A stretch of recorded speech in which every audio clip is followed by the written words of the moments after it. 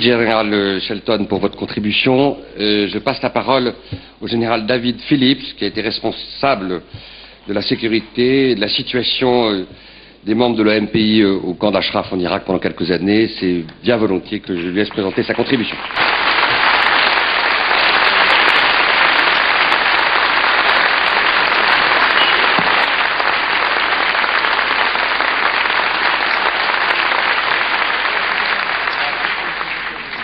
Thank you.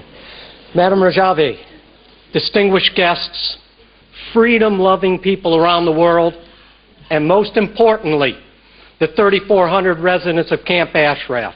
I'm honored to be here with you today. Those of you at Ashraf, you've endured much while spending nearly 9 years in virtual captivity.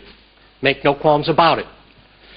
The first 6 years were under the protection of the coalition forces. And for the past 3 years, under the barbaric captivity of the al-Maliki regime. This speech is about my friends at Camp Ashraf, who I know personally. But it's important also that this speech is to bring attention to the world in highlighting the plight of those 3,400 men and women. I can only imagine how the mullahs laughed when, under orders, my unit shut down and confiscated the MEK radio transmitters, silencing the voice of freedom for the Iranian people. The reason given to me was because the MEK were terrorists. So obviously, they're sending terroristic broadcasts. The decision to cut this link off between the MEK and the people living under the iron grip of the mullahs was ridiculous. When you step back and look at these decisions, you really got to wonder. Consolidating the MEK at Camp Ashraf, I was part of that. Disarming them, I was there. Placing them under detention-like restrictions, I implemented that. And silencing their radio. It sounds like we were working for the mullahs instead of the multinational coalition forces.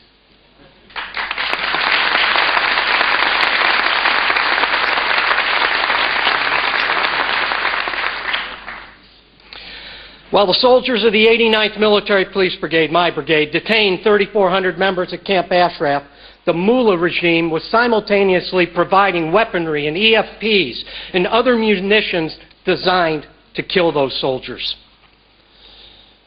And we were actually doing the mullah's bidding by taking the MEK off of the battlefield and out of the equation. The mullahs could not have paid or bribed or extorted or blackmailed such an effective effort to thwart their number one opposition, the MEK. We, the U.S., we did it for them. To make matters worse, we walked away from a written promise to protect them, thereby abandoning the very people who can bring about change in Iran. We left them to the real terrorists. The al-Maliki regime has a tarnished record in many areas, but none so much as the abusive and sadistic and barbaric treatment of the unarmed men and women at Camp Ashraf, the Iranian resistance. Al-Maliki, you may want to use revisionist history, but there's no taking away the blood on your hands for the murder of over 40 unarmed people who were guaranteed protected status under the rights of the Fourth Geneva Convention, not to mention over 1,000 who were wounded, some critically. I lose sleep because I was the spokesperson for the coalition forces with the MEK at Camp Ashraf. As the commander of the 89th MP Brigade, I conducted sweep operations, looking for violations of the agreement the MEK made to disarm. I never found a violation. I directed my forces to search every square inch of that 36 square kilometer facility, and not one piece of contraband, not one violation was found. My forces also participated with other government agencies in determining the status of every one of those 3,400 people, and not one was found to be associated with terrorism or even any criminal acts. The residents of Ashraf were each given a written, individually, each of them, a written promise of protection. I personally delivered the first written promise. And that promise was broken when we abandoned the 3,400 men and women to an undisciplined force under the command and control of the Iranian puppets, al-Maliki. I lose sleep each night because we did wrong. We did the morally unconscionable act of reneging on a national promise to protect these people. Al-Maliki, I suspect you lose sleep too, because you sold your soul. The mullahs probably laugh out loud at your foolhardy actions in advancing their cause of murdering and destroying everything that threatens their absolute fascist power. Yes, you lose sleep at night knowing that you were responsible for the murder of over 40 of the members of the MEK. Surely you must realize when you are no longer useful to the mullahs, they're going to discard you too. Yes, we both lose sleep at night.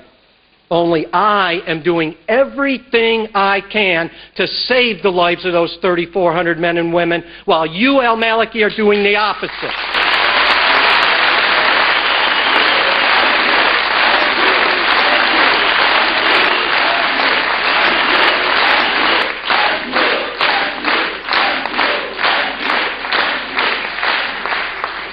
Thank you for allowing me to get involved with righting a wrong.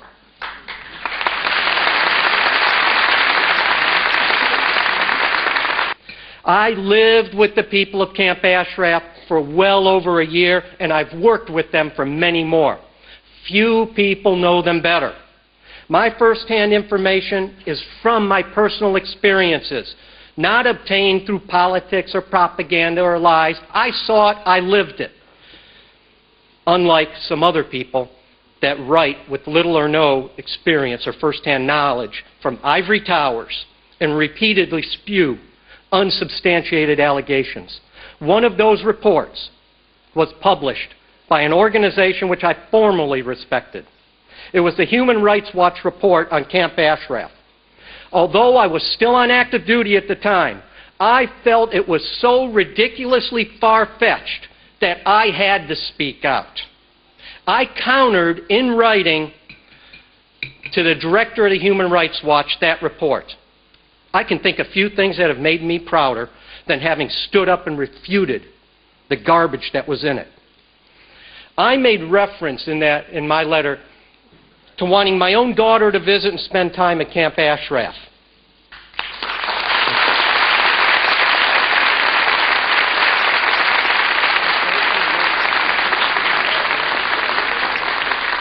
Interestingly, I didn't receive a single comment from the Director of Human Rights Watch. But I now got to bring up some very troubling information from my sources within the Iraqi government and Ministry of Interior. My Iraqi friends tell me that not only was Camp Liberty looted, vandalized, and pilfered away, and that a small facility was constructed as a prison facility, not to house all 3,400 members of the MEK. Well, Secretary Clinton, if it's not so, let's verify that. I'll personally fly to Baghdad and take a look, and I will report back. And this will cost U.S. taxpayers nothing.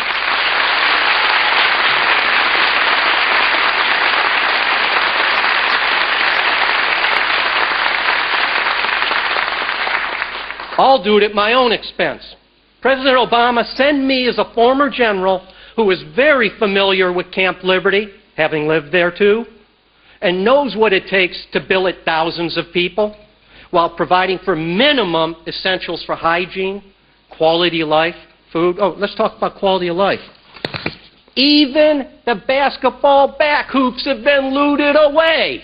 I've got the pictures of what Liberty looks like now.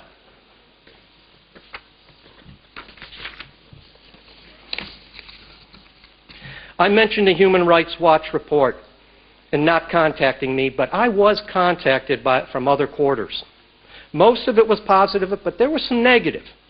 On the negative side, they accused me of using my daughter's name in vain Oh, those foolish people. They don't know my daughter. Like the women.